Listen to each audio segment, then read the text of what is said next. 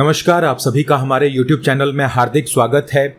महान भारतीयों के ऊपर जो हमने एक सीरीज की शुरुआत की थी, उसी श्रृंखला में अगले वीडियो के साथ हम उपस्थित हैं और इस वीडियो में हम जिस महान शख्सियत की जीवनी पढ़ेंगे उनके विषय में आप लोग पहले से ही बखूबी जानते होंगे। यदि नहीं जानते हैं तो आपको अवश्य जानना चाहिए। उनका नाम है श्रीनिवास रामानुजन। तो आइए शुरू करते हैं। श्रीनिवास रामानुजन की गणना संसार के उन थोड़े से महापुरुषों में है जिनका जीवन अलौकिक प्रतिभा और चमत्कार से पूर्ण होता है।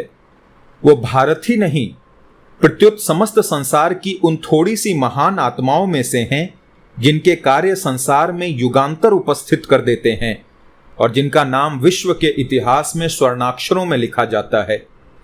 छोटी आयु में ही संसार को चमत्कृत कर देने वाली आत्माएं बहुत कम होती हैं।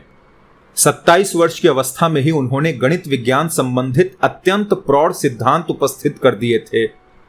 सुप्रसिद्ध गणितज्ञ प्रोफेसर हार्डी ने उनके सिद्धांतों के विषय में एक बार कहा था, ये अत्यंत विस्मयजनक प्रतीत होता है कि श्रीनिवास रामानुजन ने इतनी छोटी अवस्था में इतने महत्वपूर्ण और कठिन प्रश्नों को सिद्ध कर दिया है। स्वप्न में भी ऐसे प्रश्नों को हल करना आश्चर्य से रहित नहीं मालूम होता। इन्हीं प्रश्नों के हल करने में यूरोप के बड़े से बड़े गणितज्ञों को 100 वर्ष से अधिक लग गए और 30 पर भी उनमें से बहुत से तो आज तक भी हल नहीं किए जा सकते हैं। श्रीनिवास रामानुजन का जन्म मद्रास प्रांत के इरोद नामक एक छोटे से गांव में एक उच्च किंतु निर्धन परिवार में 22 दिसंबर 1887 ईस्वी को हुआ। उनके पूर्वजों में कोई ऐसी बात न थी जिनसे उनकी महानता का बीज ढूंढा जा सके। उनके जन्म के संबंध में एक किंवदंती प्रचलित है। कहते हैं कि जब उनकी माता के कोई संतान न हुई तो वे अपने पिता के यहां चली गईं।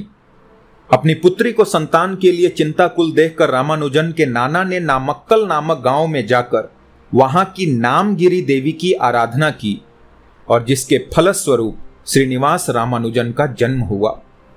5 वर्ष की अवस्था में बालक रामानुजन को ग्रामीण पाठशाला में पढ़ने भेजा गया। 2 वर्ष पाठशाला में पढ़ने के उपरांत वे कुंभकोलन हाई स्कूल में पढ़ने लगे। स्कूल में वे बिल्कुल शांत रहा करते थे और बराबर कुछ न कुछ सोचा करते थे। 1898 में वे प्राइमरी परीक्षा में सर्वोच्च पास हुए। पुरस्कार के स्वरूप आगे की श्रेणियों का आधा शुल्क कर दिया गया। रामानुजन को बाल्यकाल से ही गणित से अगाध प्रेम था। गणित के संबंध में वे सदैव कुछ न कुछ सोचते रहते थे। तीसरी श्रेणी में पढ़ते हुए उन्होंने बीज गणित की सुप्रसिद्ध तीनों श्रेणियों का अभ्यास कर लिया था। ये ही तीनों शैलियां कॉलेज की इंटरमीडिएट कक्षाओं में पढ़ाई जाती थीं। 4वीं कक्षा में आकर इन्होंने त्रिकोणमिति का अध्ययन आरंभ कर दिया। त्रिकोणमिति के प्रश्नों को वे बिना किसी की सहायता के इतनी सरलता से हल कर देते थे जिन्हें देखकर बड़े बड़े गणितज्ञ भी चकित रह जाते थे। 5वीं श्रेणी में पहुंचकर उन्होंने ज्या और कोज्या का विस्तार भी कर डाला। यह विस्तार सर्वप्रथम ऑयलर नामक पाश्चात्य गणितज्ञ ने किया था। रामानुजन ने जिस समय इस विस्तार को किया था उस समय वे ऑयलर के विस्तार से सर्वथा अनभिज्ञ थे।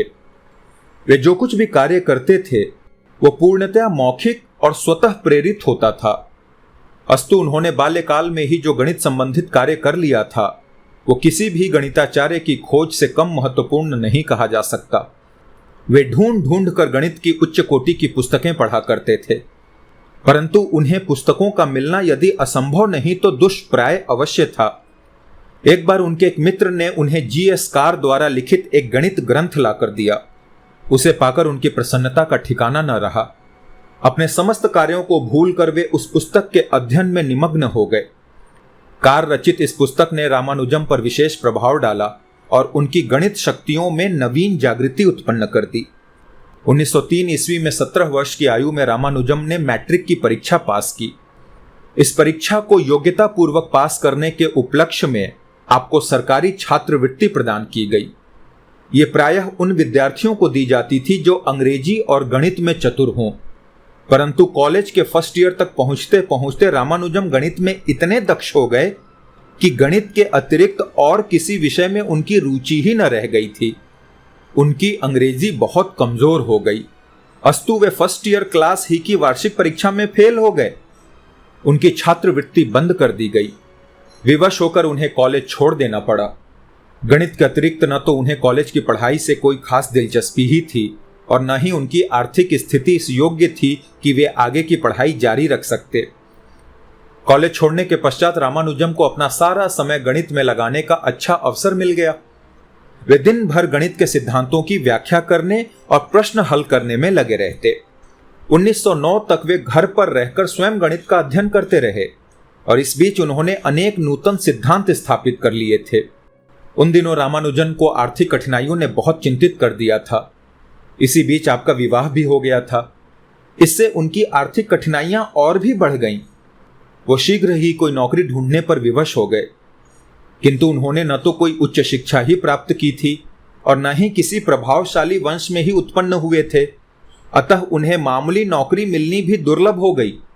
उस समय रामानुजम जहां भी जाते थे वहां अपने स्वनिर्मित गणित के नूतन सिद्धांतों को दिखाते थे, जिन्हें देखकर सभी चकित रह जाते, किंतु उन्हें नौकरी दिलाने में कोई भी समर्थ न था। अंत में बहुत दौड़ धूप करने के पश्चात श्री रामचंद्र राव के प्रयत्न से रामानुजम को मद्रास पोर्ट ट्रस्ट में 30 रुपए मासिक की नौकरी मिली। इन्हीं दिनों कुछ मित्रों की सहायता से रामानुजम के कई लेख मद्रास की इंडियन मैथमेटिकल सोसाइटी के मुख्य पत्र में प्रकाशित हुए।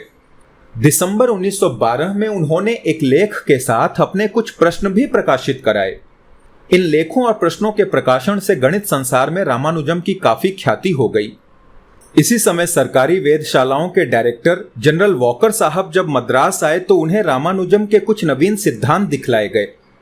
उन्हें देखकर डॉक्टर वॉकर साहब बहुत चकित हुए और उन्होंने रामानुजम की सहायता करने का निश्चय किया। उन्होंने मद्रास विश्वविद्यालय द्वारा रामानुजम को छात्रवृत्ति दिलाने का भरपूर प्रयत्न किया। अस्तु उनके सद्प्रयत्नों से आपको मद्रास विश्वविद्यालय से 2 वर्ष के लिए 75 रुपए मासिक की छात्रवृत्ति मिल गई। नौकरी से छुटकारा मिलने पर और आर्थिक चिंताओं से मुक्त होकर रामानुजम को अपना सारा समय निश्चिंत होकर गणित के अध्ययन में लगाने का सुअवसर प्राप्त हो गया। कुछ समय पश्चात आपने मित्रों की सलाह से आपने कुछ लेख ट्रिनिटी कॉलेज के प्रोफेसर प्रसिद्ध गणितज्ञ डॉक्टर G.H. हार्डी के पास भेजे और पत्र लिखकर उनसे उनके प्रकाशन का प्रबंध कर देने और उन पर अपनी सम्मति देने का अनुरोध किया। प्रोफेसर हार्डी और दूसरे अंग्रेज गणितज्ञ आपके लेखों को देखकर बहुत प्रभावित हुए। उन्होंने रामानुजम को शीघ्र से शीघ्र कैम्ब्रिज बुलाने का प्रयत्न किया। जनवरी 1914 में कैम्ब्रिज के ट्रिनिटी कॉलेज के फेलो और गणित अध्यापक E.H. नेबिल भारत आए। मद्रास विश्वविद्यालय में आकर उन्होंने रामानुजम से भेंट की और विश्वविद्यालय के अधिकारियों को रामानुजम को विलायत भेजने के लिए छात्रवृत्ति देने को प्रेरित किया। अतः उनके प्रयत्न से अधिकारियों ने सरकार की अनुमति से रामानुजम को 250 पाउंड वार्षिक की छात्रवृत्ति देने के अतिरिक्त प्रारंभिक व्यय और सफर खर्च देना स्वीकार कर लिया। 17 मार्च 1914 को मिस्टर नेबिल के साथ आप इंग्लैंड रवाना हो गए। कैम्ब्रिज विश्वविद्यालय के आचार्यों ने आपको सहर्ष अपने विद्यालय में स्थान दिया और 60 पाउंड वार्षिक की एक छात्रवृत्ति देना भी स्वीकार किया। कैम्ब्रिज में रामानुजम को अध्ययन और अनुशीलन का पूरा अवसर मिला।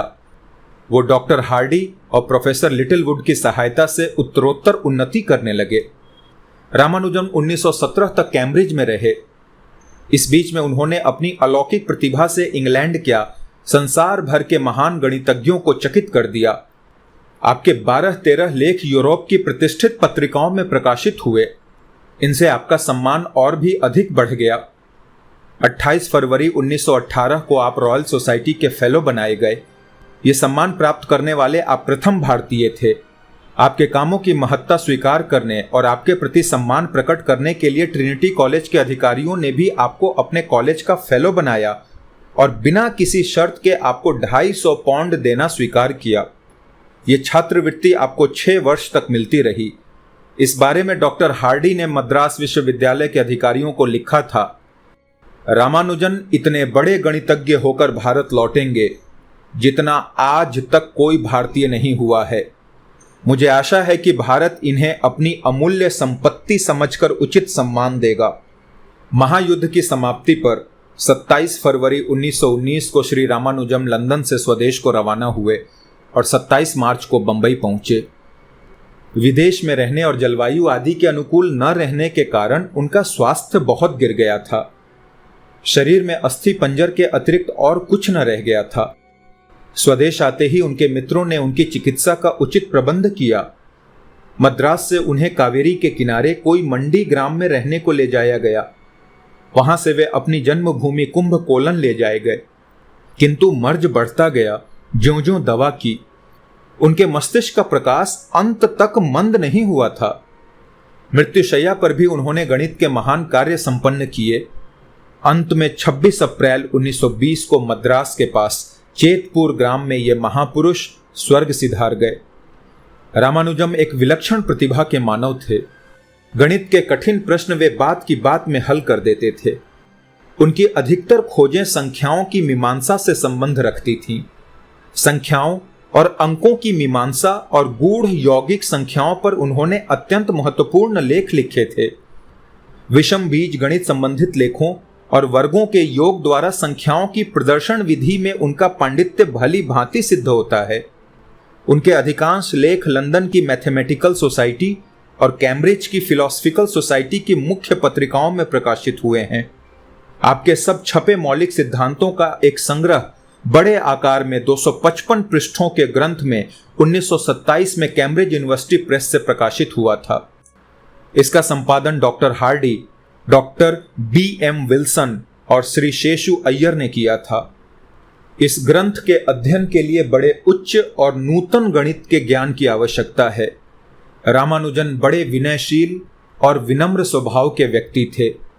संसार का एक महान गणितज्ञ होकर तथा देश विदेशों से अपूर्व सम्मान पाकर भी उनकी विनम्रता और सादगी में कोई अंतर नहीं आया था। वास्तव में उनमें एक महापुरुष के सभी गुण विद्यमान थे। ऐसे महान व्यक्ति पर भारतवर्ष जितना भी गर्व करे थोड़ा है। धन्यवाद। बिल्कुल, श्रीनिवास रामानुजम हमारे देश के एक बहुत अमूल्य धरोहर थे।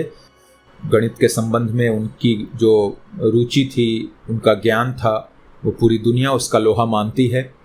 चलिए मुलाकात होगी अगले वीडियो में अन्य महापुरुष की जीवनी के साथ। जय हिंद।